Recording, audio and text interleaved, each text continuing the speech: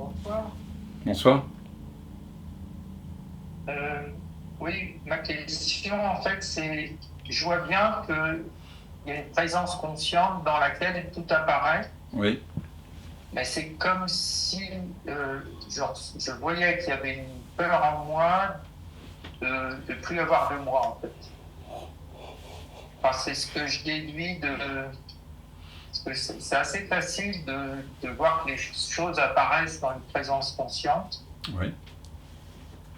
Et en même temps, je ressens comme une boule dans la poitrine, un truc que j'interprète comme une peur de plus avoir de moi individuel, Ok. d'être dissous Mhm. Dans quoi? dans l'unité. Et pourtant, c'est ce que tu veux. Oui, parce que cette présence consciente où tout apparaît, c'est comme si c'était pas suffisant et qu'il y avait besoin D'accord. qu'elle vienne au premier plan peut-être. Exactement. C'est pour ça que j'interroge toujours comme ça. Qu'est-ce que tu veux, Thomas? Tout irait très bien si seulement. Regarde en toi-même. Qu'est-ce que tu veux? Ce que je veux, c'est découvrir ma nature véritable. C'est sûr que c'est ça que tu veux, que tu c'est top, top sur la liste des 10 désirs les plus top, le one. Oui, c'est ça, le one. Ouais. Ok. Alors, sans ce que ça fait, tactilement, sensoriellement, que de vouloir découvrir ta vraie nature, de tout ton être, de tout ton cœur. Mais de ne pas pouvoir. Que c'est pas pour toi. Que ce sera jamais pour toi. Parce que le jamais pour toi est sous-jacent quand on désire. L'envers du désir, c'est la peur. Donc sans ce que ça fait que tu veux réaliser le soi, mais tu ne peux pas. Parce que c'est pas là. Qu'est-ce que ça fait dans ton corps? Là, je suis comme. Je sens que de la vibration, et quand tu me dis ça, c'est pas possible, ben, je me dis non, c'est pas possible, je peux la découvrir, ma nature véritable. Ah non, tu peux pas. C'est impossible. Ah non, tu peux pas. Parce qu'il n'y a que maintenant. C'est pas là maintenant. Si elle n'est pas là maintenant, tu la découvriras jamais. Donc autant accepter la réalité. La réalité, c'est que tu peux pas, parce que sinon tu la réaliserais maintenant, il n'y a que maintenant. Donc c'est pas pour toi. Donc qu'est-ce que ça fait ça? Ben, ça me dit oui, c'est quand même pour moi. Bon, bah alors réalise-le maintenant. Très bien.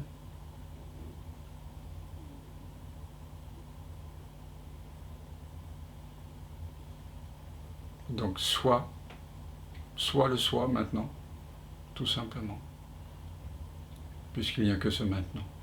Que tu es ce maintenant. Comment pourrais-tu être autre chose que cela?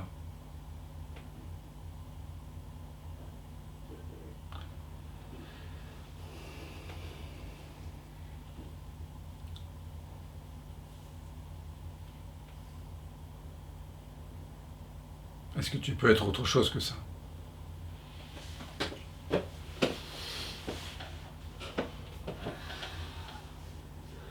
Donc est-ce que le soi est réalisé? Il n'y a pas de temps, Thomas. Le temps n'existe pas. Non, je me rends bien compte qu'il n'y a que maintenant. Très bien.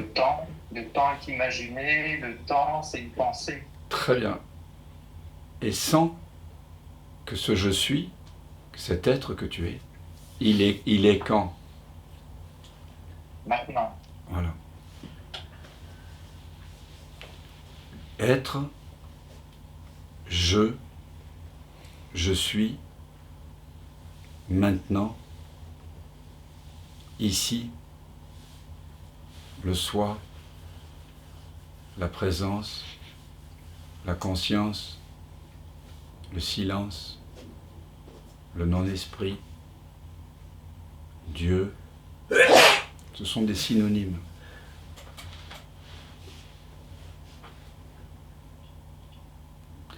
Qui désignent ce sentiment qu'il y a en chaque être humain d'être toujours le même depuis toujours.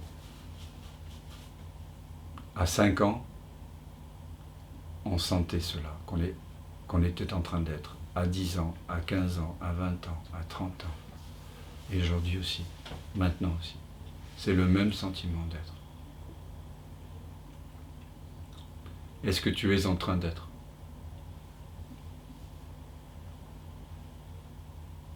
Je ne sais pas, là, il y a comme une vibration qui prend le dessus, une perception comme si le corps avait une seule vibration qui Non, mais ça, c'est... Là, arrive dans l'avant-plan et du coup, c'est ce qui apparaît.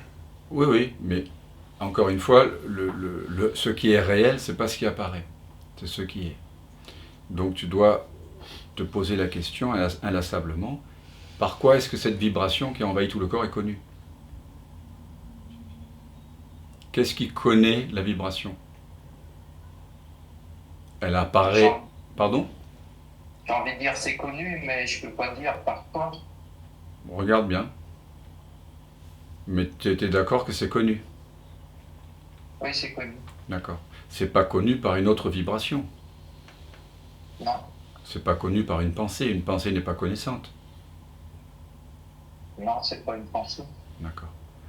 Pose-toi une seconde question, et chacun peut se poser cette deuxième question après s'être posé la première. Qu'est-ce qui est conscient? D'où vient cela qui connaît? Tu te poses la question. D'où vient cela qui connaît mon expérience, qui connaît la vibration?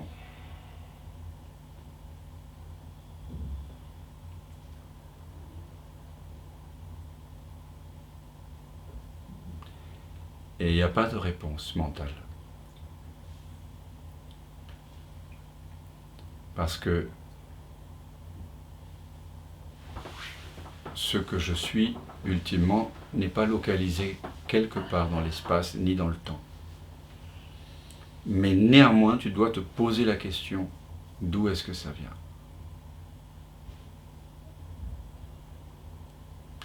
Je suppose que là, tu es au contact d'une paix, n'est-ce pas? De quelque chose de paisible, non?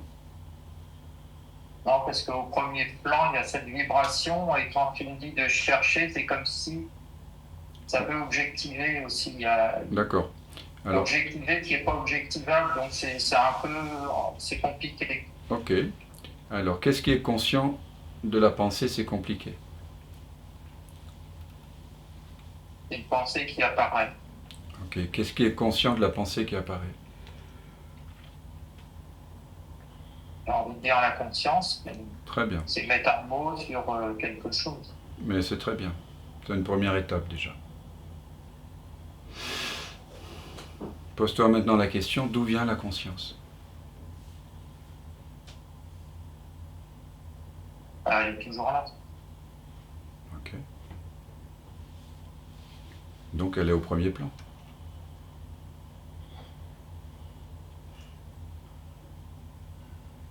Donc, Elle est au premier plan, alors si elle est toujours là.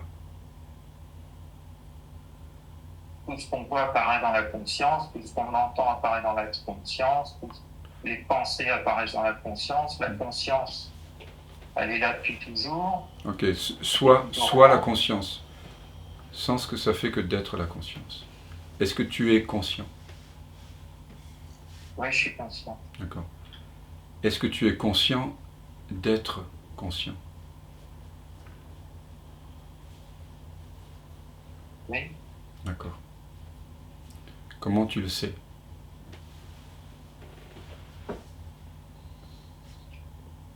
C'est su directement, je dirais. Voilà. Reste là. Reste là où c'est su directement. Reste là où ça sait. Tu es là où ça sait.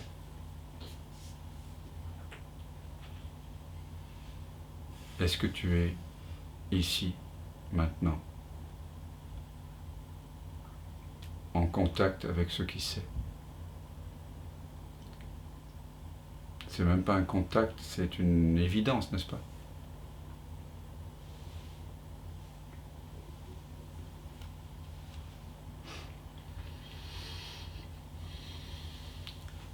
Mais ça paraît une évidence, mais c'est comme s'il n'y avait rien à en dire. Il n'y avait rien? Rien à en dire. Exactement. C'est pour ça que mon ami Franck Thérault, il a écrit un joli livre avec beaucoup d'esprit qui s'appelle « Être sans le dire ». Voilà. Tu restes là. Être sans le dire. C'est ça la méditation. Méditer, c'est être au fond, tu vois. Mais il n'y a rien à dire. Et tu restes là, une demi-heure, 1 heure, 2 heures. Et tu reviens là dès que tu peux dans la journée. Là où il n'y a rien à dire. Mais il y a une paix, là. Ouais. Ouais. Et la vibration n'est pas au premier plan. Il y a juste un silence, une paix. Elle est où l'angoisse, là? Tu ne peux pas la trouver. Non. Voilà. C'est pour ça que Ramana Maharshi posait cette question. Au nom de qui est-ce que l'angoisse s'élève? Là, tu viens de trouver ton jeu véritable. Ton jeu véritable, il n'est pas angoissé. C'est parce que tu te prenais pour Thomas, pour quelqu'un, pour un chercheur, qu'il y avait cette tension, cette angoisse. Et là, tu as coïncidé avec toi-même. La présence en toi est devenue consciente. Et dans ce moment-là, toute la tension vers autre chose s'est libérée. Tu vois, ça n'existe même plus en fait. Donc tu as réussi l'investigation du soi. Voilà. Tu sais très bien le faire. C'est merveilleux. C'est une bonne nouvelle. Ça veut dire qu'à chaque fois qu'il y a une souffrance ou une émotion qui prend le dessus, tu vas pouvoir investiguer la nature du soi.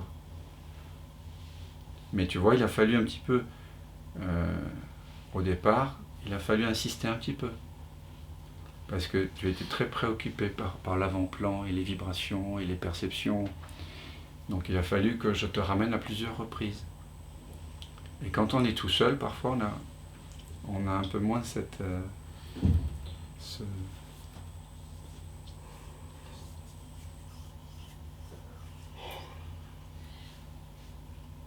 intuition-là. Merci beaucoup. Merci Thomas. Belle soirée à toi. Alors, mes amis, il se fait tard et je vous remercie pour votre présence. Je vous rappelle qu'il reste une place pour le stage d'été pour le 12 juillet. On peut habiter dans une tente dans le jardin ou dans un Airbnb à côté. Il n'y a plus de place dans la maison. C'est une jolie maison avec piscine dans le Gard. Voilà. Sinon, si vous avez envie de faire des séances individuelles d'accompagnement non duel, contactez-moi. Ça peut se faire par Zoom. Et sur place à Paris, vous pouvez bénéficier aussi de soins énergétiques qui permettent parfois de justement faire émerger ces attentes inconscientes qu'on a. Voilà. Sachez également que ma chaîne YouTube, le blog et ses satsangs sont gratuits. Mais si vous avez envie de faire un don par PayPal pour contribuer, voilà, eh bien c'est bienvenu aussi. Alors je souhaite à chacun une belle soirée. Nous on va continuer ici à faire la fête.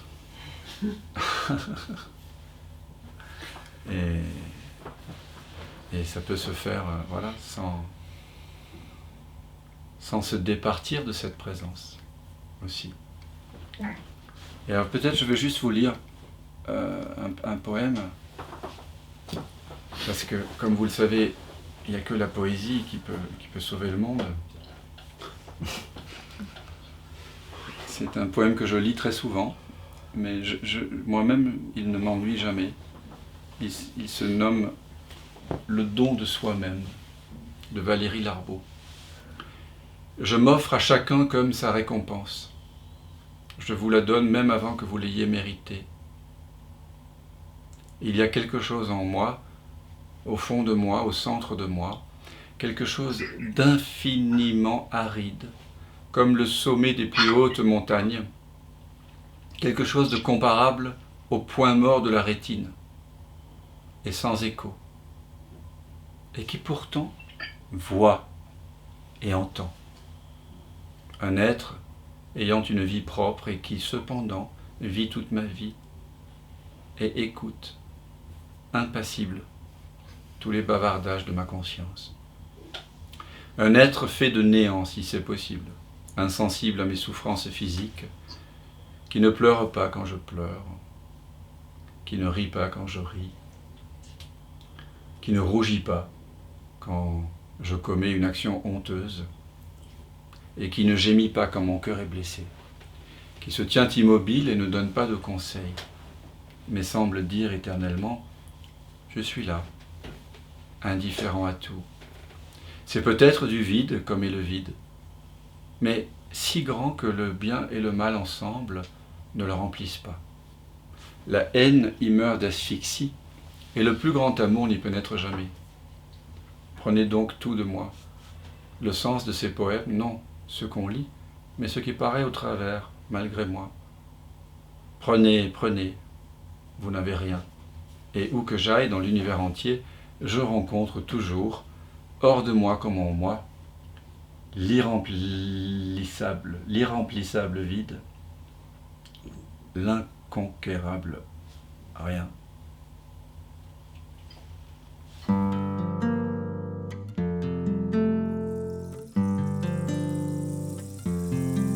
J'aime nuager au gré du vent, j'aime mourir à chaque instant, j'aime rire et pleurer quand la vague sourd, j'aime naître et renaître chaque jour. J'aime écouter le chant du merle d'un soir qui au creux de l'hiver, en plein cœur de Paris, me libère le printemps dans mon ventre attendri. Il m'apprend qu'on ne perd rien à recevoir. J'aime entendre la pluie et son doux rythme impair qui me brouille mes pistes même quand j'ai l'air d'avoir tout compris. Visiter l'essentiel comme tant d'artistes qui oublient l'essentiel. J'aime au hasard parfois d'une foule anonyme embrasser son tumulte, être chaque credo, laisser chuchoter l'âme et les voix qui m'intiment qu'il n'y a rien d'occulte, à voir que tout est beau. J'aime quand tout est là, c'est ça la vie, c'est le fruit d'aimer.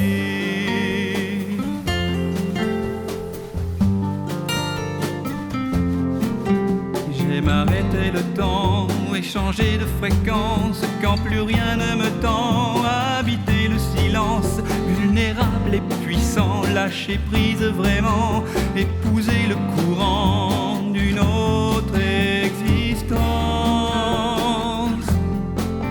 J'aime entrer dans l'espace où mène l'abandon, quand enfin je m'efface, la vie n'est qu'éclosion.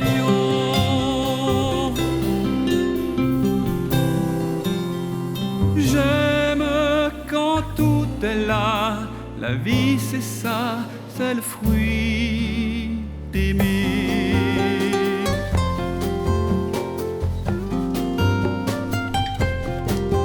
J'aime quand mon regard tout à coup se libère, traverse le miroir des pensées délétères, puis se ferait un passage sur le fil d'un rasoir, caressant ton visage, c'est fleurir est un art. J'aime vivre avec toi toi quand chaque mouvement est une action de grâce, car c'est en délaissant le pourquoi du pourquoi qu'enfin j'ai reconnu ce chez soi, cet espace où règne l'inconnu. J'aime quitter mon monde, accepter la magie du voyage sans bruit, de dedans vers dehors, vivre chaque seconde à la vie, à la mort, du miracle inouï d'être là, d'être en vie. J'aime entrer dans l'espace où mène l'abandon, quand enfin je m'efface, la vie n'est qu'éclosion.